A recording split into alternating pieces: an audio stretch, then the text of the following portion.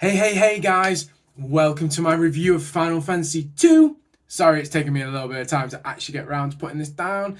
I have put my thoughts down, just haven't had time to record this. And I'm going to start with, quite simply, I can see why it's seen as the black sheep of the family as it was.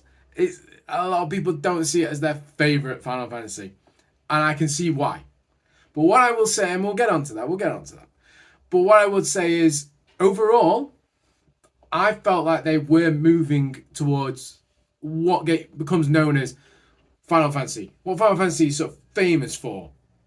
You know, there's a better story than the first one. They're starting to design a story in the game. The characters became something instead of just no named characters that you named.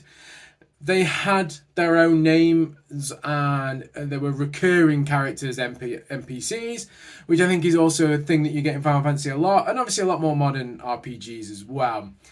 I didn't think everything worked in the game. You know, there's obviously some things still to improve, so I don't think it was a perfect Final Fantasy and how all Final Fantasy should be, as it was. But I just want to say thank you so much for the guys who watched me play the whole series. I very much appreciate it. And anybody who's not, do go check it out and subscribe to the channel. We've got obviously Final Fantasy 3, 4, and 5, and 6 still to come, and all the other ones that aren't pixel remasters. But I think, yeah, overall, I can see how it was. I appreciate the effort. And there are some things that I'll discuss that I think at the time might have been really impressive, but now we're so spoilt for amazing games that in a way we aren't we're not going to appreciate them as much as what maybe you did back there. And then obviously there's two big changes from the first Final Fantasy, which are kind of what the game is infamous for. Let's just get it out there, shall we? Two big changes. Now, the first one is the keywords, the keyword system that they have, where you talk to a character and it highlights a keyword. And you kind of have to learn, and it asks you to learn that word, and then you will say that word to other people, and it will open up parts of the story for you. You know, airship was one, and you then asked other people about airships, and they will tell you about where they are or problems with them, etc., etc. At the start, I liked the idea. I think it was quite good, but then towards the end, it highlighted the words you had to ask, which kind of then defeated the point of it. Why would you do it? Why didn't they just tell you those things anyway? The princess would send you out on a mission and she'd give you the keyword, but then you'd have to ask her about it again to get more information about what to do. And I have to admit, no, by the end, I didn't enjoy it. And I don't know whether in the original game, it didn't highlight the special word that you needed to learn, and therefore you were doing it, you just had to sort of guess, and you had to just ask every single word, as I did sometimes, and they just went, question mark, question mark, question mark. So it just was a bit pointless. And I have to admit, it ruined the flow, should we say. But let's be honest, the biggest thing of Final Fantasy 2, and the thing that just about everybody remembers, is the leveling system. The way of getting more stats, which is probably still pretty unique. I don't know of any other games. I think there are a couple that do it. Probably do it better. But really, I think it was the first game to ever did it. It's quite unique. So basically, simply, it was a matter of use. So if you got hit a lot, your evasion got better, as did your hit points, as did your just defense stat. So you took less damage over time.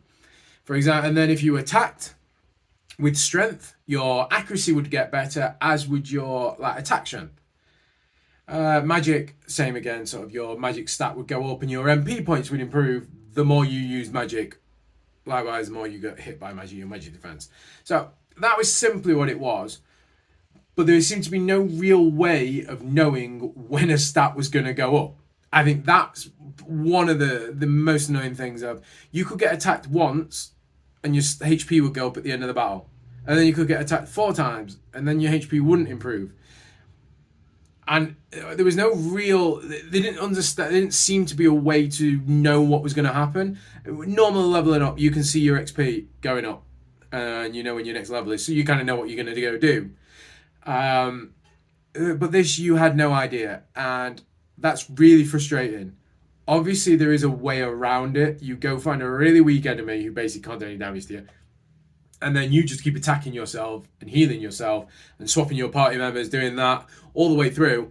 And if you do it a lot, like I mean, if you are hitting yourselves 100 times and healing 100 times, and then ending the battle, I think you almost certainly are getting stat boosts. I think if you do that much, and you'll get big stat boosts, which it's just it's a bit game breaking. It's a little bit game breaking. It's not like the boosts where you can have 4 times experience, or stat boosting in this. It was, but like if you have 4 times experience, obviously you level up much quicker. But it's not game breaking unless you say, "Oh, I'm definitely doing an hour of leveling," and then you put it on. You know, obviously your stats are going to go way high. But if you just go around, well, I want to save some time and not have to grind, then it's not really game breaking.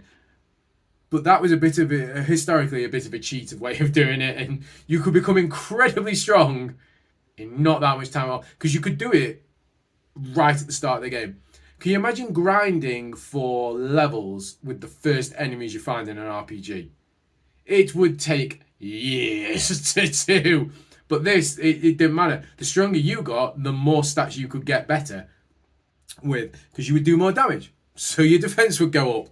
And then because their defense would go up, you would have to do more attack. So you kind of see how it was going. And I can understand that. But I think for me, it was the...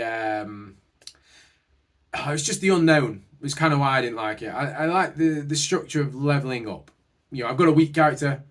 I'm going to level them up. Yeah, I like that. But, you know, they tried it. It didn't quite work.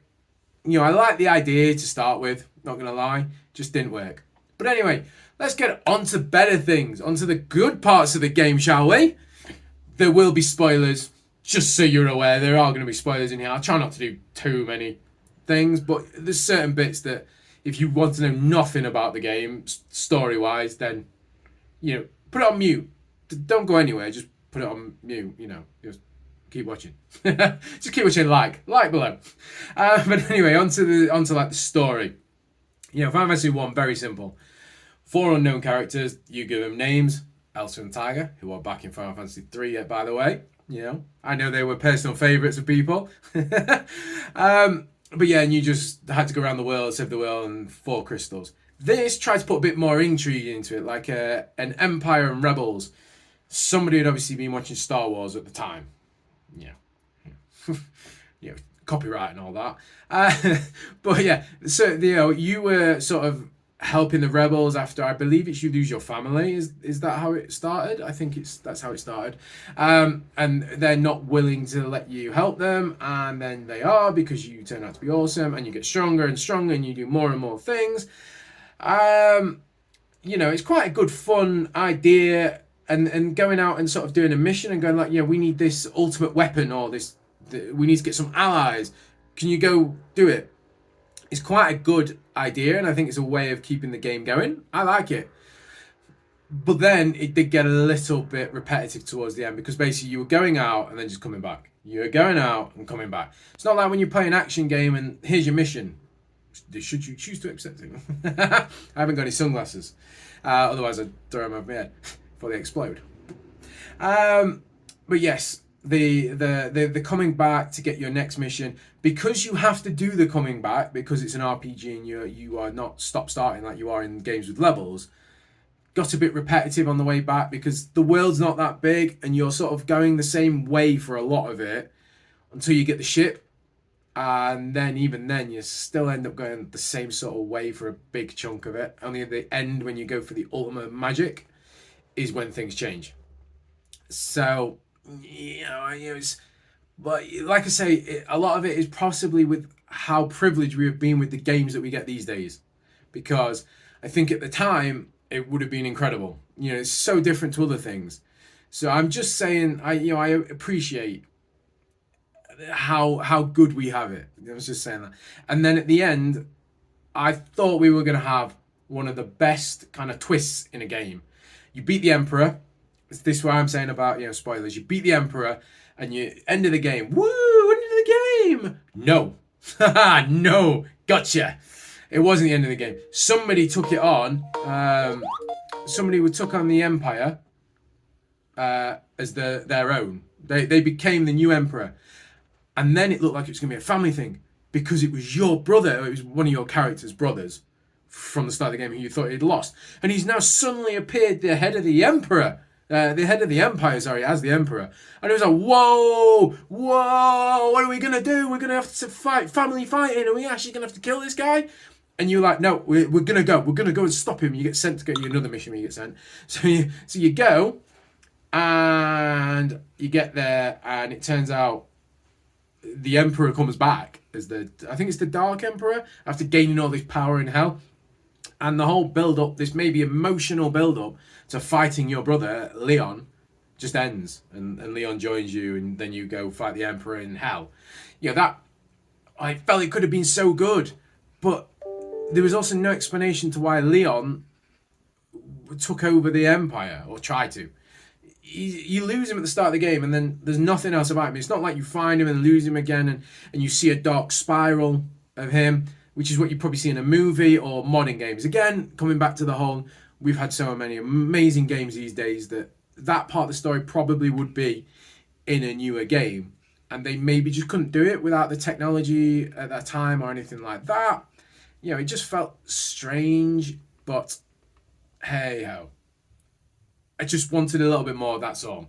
And I'm trying not to kick it down because it's like a 1989 game, but still.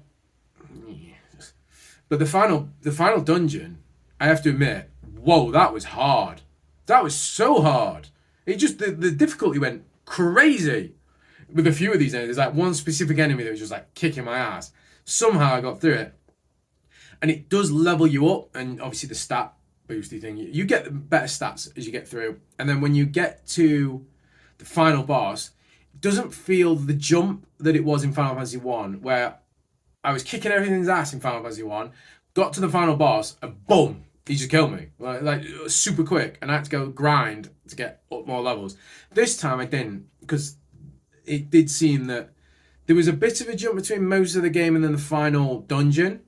I can cope with that. But then you grind your way through the dungeon, get to the top, and you fought the Emperor, and you were strong enough to do it. If you could find the enemies easy, you were strong enough to fight the guys. So I think that was quite good. They balanced the game a little bit better, rather than having to just be like, what? So I think overall, I enjoyed the game. I enjoyed seeing where Final Fantasy was going and being like, this is getting closer to what I know of Final Fantasy. But it is the black sheep of the family, and for good reason. It is not one I'm going to want to go back to, just because it would frustrate me a bit too much with the sort of... It felt a bit like a fetch quest. Go do this mission, go do that mission, and come back, and then come back. And there was very little going on a mission, and then it would lead to the next bit, and then to the next bit, and then to the next bit, like you obviously find with a lot of games. And a lot of Final Fantasy games, which I think is better. So I'm not going to be playing that one again. I don't believe. Maybe Final Fantasy 1 I would, actually. I have to admit, even though it's really basic. But overall, good game. I definitely didn't hate it. I just found it frustrating too much to want to go back. But again, thank you guys for everybody who watched me play. And please stick around to watch the other Pixel remasters as I'm playing them. If you've got any comments, any opinions, do let me know below. Drop us a like, subscribe, and we're back with more Final Fantasy of all the numbers soon here on Edar Gaming. Cheers.